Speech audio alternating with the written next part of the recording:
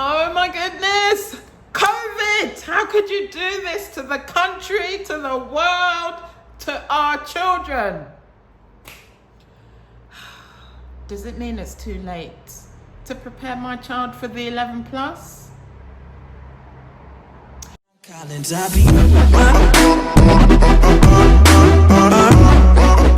Hi, my name's Joycelyn Akufo. I'm the Managing Director of Geek School Tutoring. I'm just going to do the quick intro in terms of what we do. Basically, we specialize in 11 plus tuition, GCSE preparation, English, maths and science. And if you have children that are aged from reception year all the way through, we do provide English, maths and science tuition as well. Do we do it face-to-face? Yes, we have a couple of venues. One in Beckenham, one in Catford. Do we do it online? Yes, we do. We do it online. We have online tuition for everything that I've mentioned. So, back to 11 plus preparations. No thanks to that dirty C word and the dirty L word, aka COVID-19 and its subsequent lockdown. The answer is no, it's not too late. So I've had some comments on some of the other videos and parents obviously getting in touch, wondering if their year 5 child is too late in the game, is coming into the game too late to prepare for the 11 plus. And it's not, because usually most students, in terms of what I see, start in year 5. You know, year 4 is perfect because it gives us a chance to fill in any gaps, you know, and sort of spread the process so that the children do not get overwhelmed with the volume of work and so on. But in year 5, I would say, is when most children start, because parents are closer to thinking about secondary schools, and then once they start to look into secondary schools and find out about the 11 plus, for those who are unaware of it, they then start to look for tuition. And, you know, some parents think that starting too early is too early. I think year 4 is perfect, but if your child is in year 5, this is the year to do it. The first thing you want to do is to get your child assessed. Now, this can be quite contentious, you know, because you do get some tuition centres, some tutors who are not really looking to add any value or extra knowledge to what your child already knows. They literally want a child who knows everything already, that they will just be working through papers and so on and doing the minimal.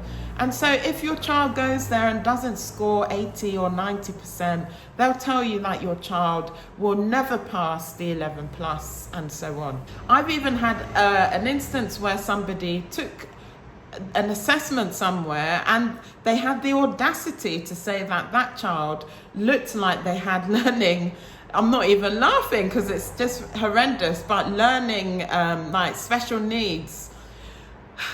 No comment there. But anyway, so it's not too late. What parents really need to do is to get into a good routine now, you know, a good steady routine now. So can you do the 11 plus preparation yourself? The answer to that is yes. But there are some considerations. And I have to say these things not because I run a tuition business. I mean, there are loads of parents who decide to do the DIY approach, many of them successful, many of them unsuccessful, or for the different or samey kind of reasons. But let's talk about that DIYing. Because of the financial climate, a lot of parents may not have the access to funds that they need to pay for the tuition and so on. And they may decide to do the DIY thing and maybe look to tutor later on. Some will not be able to pay for tuition at all because of funds, and some just don't want to do the tuition thing at all. There's so many different reasons. Can it be done? So before we carry on with this amazing video, please remember to like this video, Subscribe to the channel and turn on the notifications so that you will get notified every time a new Geek School video goes up. Enjoy! It'll be done, yes, but here's the thing. Every year I get parents who get in touch with me at Geek School Tutoring, and they'll tell me how they've been working with their child, and they've been working through usually maths and English, but you do get some who add verbal and non-verbal reasoning to that. And basically, like during the summer term, we've been working through the bond books, the CGP books and so on, and we just want to sort of get the final push, and we thought having a tutor to sort of dot the I's and cross the T's would be a good thing. And then we assess the child, and there are loads and loads and loads of gaps in knowledge. And that to me usually equals lots of stress on the child and panic on the parents, which I don't advocate. One thing that many parents who are thinking of DIYing don't necessarily think about is the importance of the regularity of what work is happening at home. The 11 plus preparation isn't something you do every so often or when there's a space in the weekly schedule. If your child has lots of extracurricular activities and so on, that's great, fantastic. And it can be a good thing in terms of applying for independent schools, private schools, because they generally like to see a child who's more than just academic, so that they can be actively involved in the school community and the school activities, which is important, right? You don't just go to school to spend time in the classroom. You might be in the orchestra, the choir, you might be on the rugby team or hockey team, netball team, and so on. You need to be engaged, and you might just be the academic who likes to go to the hard sums club and so on, and that's fine as well, but they like a rounded child. So when I hear parents talking about not being able to fit things in because of all these extracurricular activities, that's usually a bit of a red flag, because the message it conveys is that the 11 plus preparation is secondary to everything else. But actually it's just as important, if not more so. Your child being on like county level for cross-country running or for rugby or something isn't going to be enough if they cannot pass the entrance exam. They need to be able to demonstrate a particular standard of academic ability in order to even be considered for things like sports or music scholarships. You could have a child who has finished all the gradings possible for the piano or some other instrument, but if they cannot pass the 11 plus entrance exam, it's just not going to happen, and I'm sorry to be so blunt.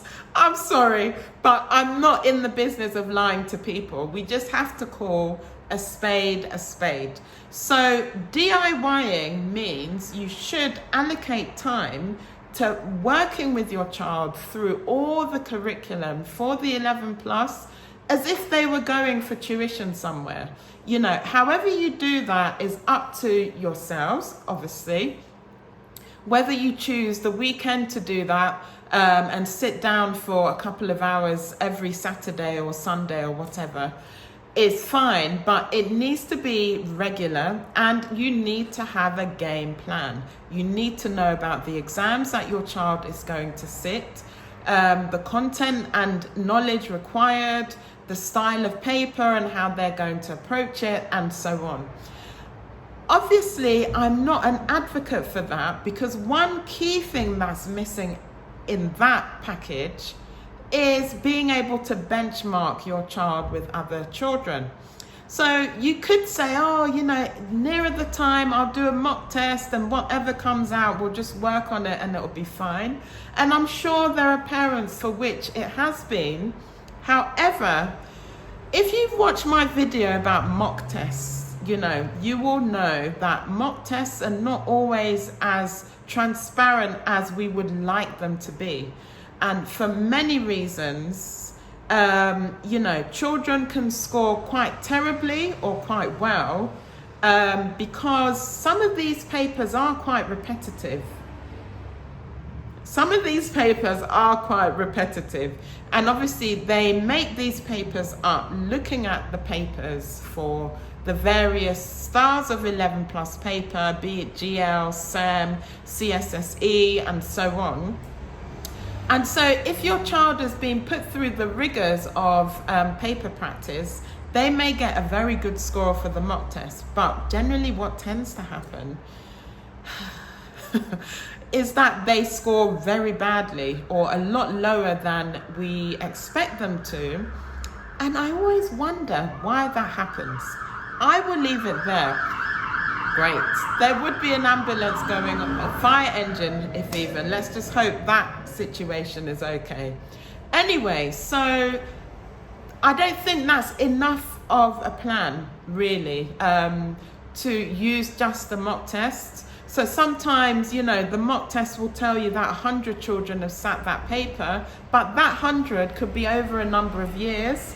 And as the years go on, that old data is a bit irrelevant because children are becoming more exposed to 11 plus books and resources as parents are becoming more aware of them.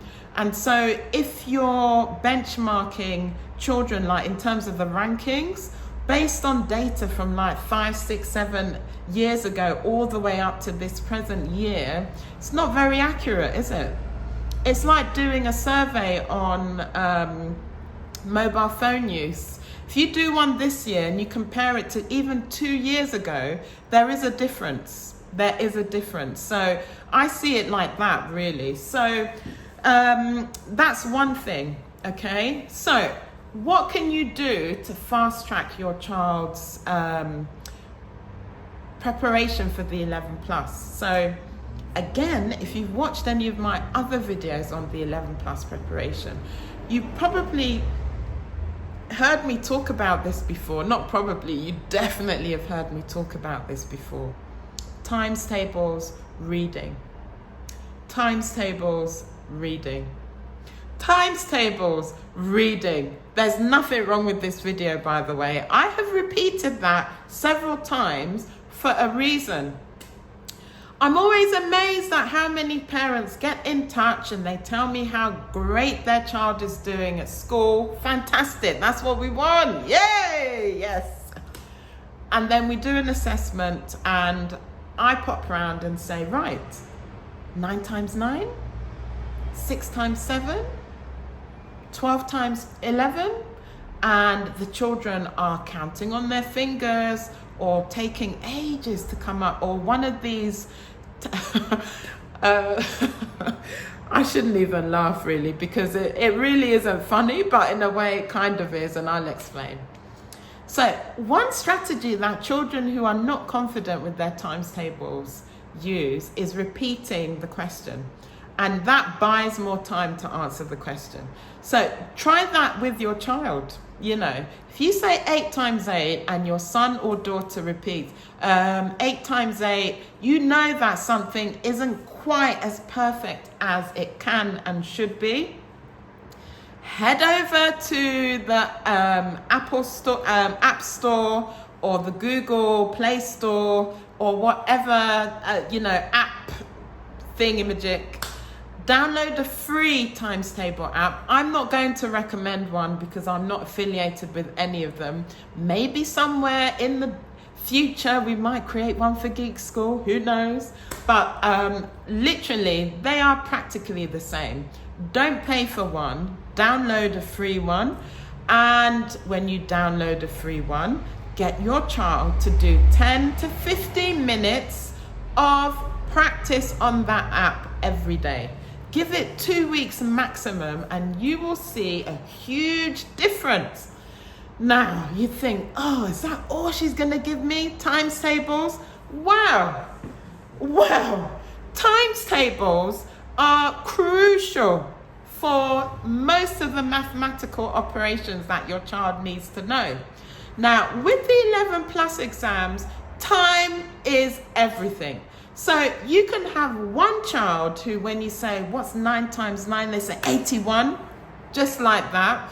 And another one who sits there writing them out. You know, if you have a child like that, you know what I'm talking about. Or maybe your child used to do that. When will they finish the paper? It's just not going to work, okay? Which is why times tables is crucial, and why any given chance I get, I mention it in videos, because I think parents often think their children really know their times tables, but the timing of that knowledge is really crucial for the 11 plus. If it's slow, your child will be sat there working out times tables when other children have managed to do 3 or 4 questions. And if cumulatively this happens throughout the paper, your child will never finish the papers. And even if they are amazing at maths, despite the times tables, they're just not going to finish the paper. And so the score that they will get will be significantly less than what's required to even pass. And let's just say they pass the exam, it's going to be lower than what the schools are looking for, just because there are so many more children sitting the exam than there are spaces in these schools. I can breathe a little bit now. So I'm hoping that you get the gist of this. So if I say times tables, somebody would probably be thinking, oh my goodness, I mean, times tables, is that it? But you need to know times tables for fractions, percentages, ratio, proportion. Oh my goodness, even area of rectangles, let alone long multiplication, division, and so on. It underpins so much. So let's get that done. And then we move on to reading. Honestly, if I had, let's just say, a fiver for every parent these days who tells me how, you know, they can't get their child, and it's the boys and girls these days. It used to be more the boys, and I don't like stereotyping, because I've got a son who you can't get him to stop reading. I'm not complaining, I'm not. And a daughter who needs a bit of a nudge. So I don't do stereotyping. Every child is different. But reading is like gold to the 11 plus now. If your child is not reading, chances are vocabulary will be a lot less than it needs to be, and spelling mistakes start to creep in. And let's not even mention punctuation and grammar. Let's not even mention, you know. So what do we do with a reluctant reader? We sit with them 10 to 15 minutes a day. Even in year 5, yes, I know some parents will say, hold on, but my child could read unaided. Oh my goodness, what is going on? I'm at Geek School Beckenham. This doesn't usually happen. I'm just praying that whoever that ambulance now is for is okay. Anyway, as I was saying, what was I saying? Yes, your child's been reading unaided since year 1, year 2, whenever. But when was the last time you saw your child pick up a dictionary to check a word meaning? Be honest, you know that doesn't happen as often as it should, if at all. This is why you need to sit down and read with your child, okay? Now, yes, we're all working parents, most of us, and it's a busy week and so on, and those 10 to 15 minutes seem unattainable. Well, I will call a spade a spade. I'm so sorry, and I mean no offense. Literally, there are 24 hours in the day. You will find the 10 to 15 minutes. You can do it in the car, on the bus, wherever. As you're cooking, you know, have Johnny sat somewhere safe where the oil and the knife and the splatters are not going to cause any damage. Have that child reading out to you, your child. And as you're listening, you will hear words that you will wonder, does he know the meaning of that? And ask the question. That's number one for the vocab. The other side of it is that a lot of children, unless they're reading a book like a David Walliams book, we love David Walliams, but he is not preparing your child for the 11 plus with those books. Neither is Jacqueline Wilson. Let's upgrade to Michael Mapolgo. Roald Dahl in the earlier years, like year 3 for the good readers, definitely year 4. Shakespeare for children, and obviously the classics, Dickens, and so on, okay? Watch my other video on that. Goodness, have I done that many videos recently? I have, because I really want to help. I want your child to pass, get into a good grammar or independent school. So anyway, with those books, your child will definitely need a dictionary. And this is where the conversation starts. And you discuss the meaning of the paragraph, the page, what they've read about, in that time, and so on. Why do you think the character felt this way? Why do you think the character did this? And so on. Do you know how much that will help with English comprehension? It will go such a long way, a humongous stride closer to the 11 plus success. And that's what you want, okay? So let's not blame COVID, because, even though the country, if you're watching this in November, we're in tier 2 lockdown for another couple of weeks or so. If you're watching this outside of COVID, I'm just praying that by the time you're watching this horrific time will have passed. We can't blame COVID for the exams next year, because schools are still open at the time of recording. And when they're closed, we've got a little bit more control over the work that our children are doing, because they're at home, okay? And so while we could blame COVID, and I know it's stressful for so many homeschooling and working from home and so on, we still need to get the job done, there's no other way to say it. So if your child is in year 5, do a times tables check. I don't really believe in the paper-based anymore, because I feel that our children haven't been brought into a world, the industrial age, where everything is learning it in that way. You can use the doubling method, where they double the 2s to get to the 4s to get to the 8s, double the 3s to get to the 6s to the 12s, and so on. The 7s, there really is no other way of learning them but by learning them, and then get them to use that app to really help them crystallize that knowledge in here where it's needed, okay? And then literally find out what the content is. This is where a tutor gets involved, because a good tutor that specializes in the 11 plus will know the content and will know that it changes. It doesn't stay stagnant.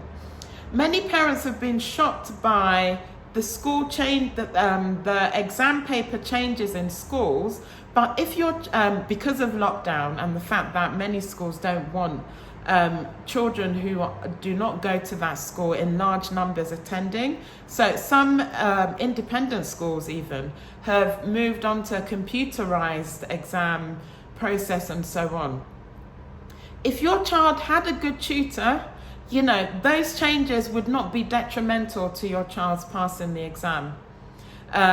This is why at Geek School we don't teach for the test, and I get parents who always want to prepare just for St Olave's, just for Newstead Woods, just for Bexley exams. It's so dangerous, because at the end of the day, the counties, the schools, they have every right to change things if they so wish. And if your child has been boxed in their preparation right from the beginning, then that trouble starts. And what can you do 2 weeks ahead of the exam? Not a lot, So sometimes we get a bit of pushback from parents, and I understand that. However, this is what Geek School does, you know, almost a decade of doing this, and it is really quite risky to tutor for the test. I wouldn't subscribe to that at all. And if you're paying a tutor and that's what's happening, whew, I'll leave it there. So I hope that's been helpful. We're not going to let COVID rob our children of a chance of getting into a top grammar or independent school. These are life-changing opportunities not to be missed. So if lockdown has slowed or stopped your child's learning, it's time to get one's skates on, both of you and child, and get things going. Now, I don't want the comment police bemoaning the fact that I'm going to say this, but if you're looking for support for the 11 plus, Geek School actually does provide online preparation, online live tuition, where we see them, they see us on video and so on. We provide that now, and so, you know, get in touch and let's get an assessment done and see what we can do to help your child getting the results this time next year that they want, that you want. And thank you for watching. And by the way, we have a Facebook group. How did I forget that? A Facebook group that I've set up recently to enable parents to ask questions and to build some sort of community. Head to Facebook and just Google Geek School Tutoring Group. We have a page, but the group is a lot more interactive, and you can ask all the questions you want and so on. I'll put the link in the description, so have a look at that as well. And I'm really looking forward to seeing you in the group, everyone. Don't forget to comment. Let me know if there are any topic areas you'd like me to record a video on, and you know me, I'm any excuse to chat, any excuse to help, I will do it. All right, thank you. Bye, Geekers.